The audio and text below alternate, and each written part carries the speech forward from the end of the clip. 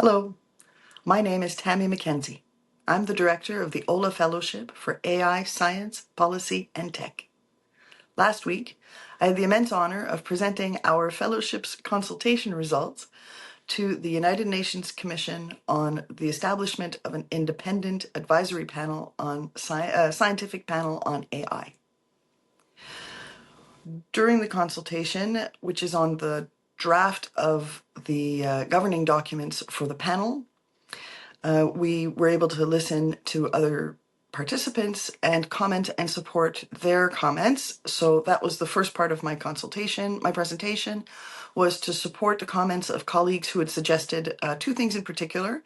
The first was that the next meetings should not be held in the United States at New York, United Nations headquarters in New York, since scientists have been stopped at the border, searched at the border, and refused entry from even formerly happy neighbors. So we supported that motion from a suggestion from other colleagues. We also supported the idea that the panel celebrated the fact that the panel was staying with stakeholder inclusion as opposed to state level inclusion, so that we're getting the voices that we need at the table with regards to hearing what's happening. We then presented our own consultation recommendations, which were two, and they're with regards to governance. The first is to seek consensus on the panel when decisions are made.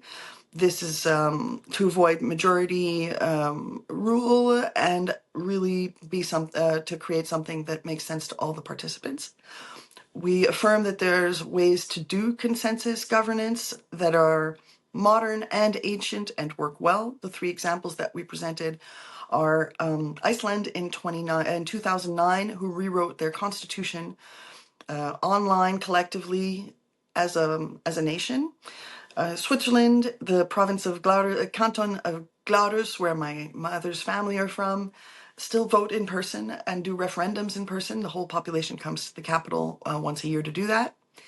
And last but certainly not least, here on Turtle Island, Canada, where I am from, we have an ancient law, a great peace law called by the Haudenosaunee Confederacy that kept the peace between warring nations for more than 1,500 years and rules by consensus. So takes the time to have those conversations and does governance in such a way as to reach consensus.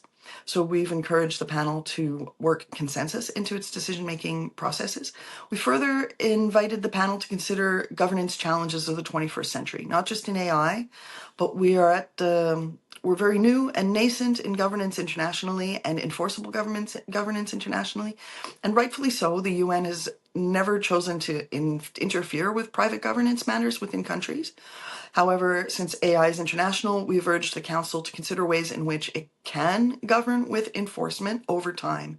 So flexible governance and relooking at how they're doing things over time, so that as it becomes possible to make solid conclusions about how AI should be rolled out, in that case, some states may be able to hold other states to account on how they're doing so.